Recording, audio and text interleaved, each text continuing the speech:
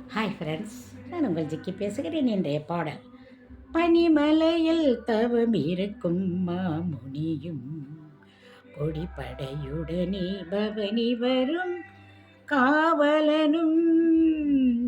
பனிமலையில் தவம் இருக்கும் மாமுனியும் கொடிப்படையுடனே பவனி வரும் காவலனும். கவிதையிலே நிலை மறக்கும் பாவலனும். கவிதையிலே நிலை மறக்கும் பாவலனும். இந்த அவனியெல்லாம் போற்றும் ஆண்டவனாயினும் தனிமையிலே இனிமை காண முடியுமா?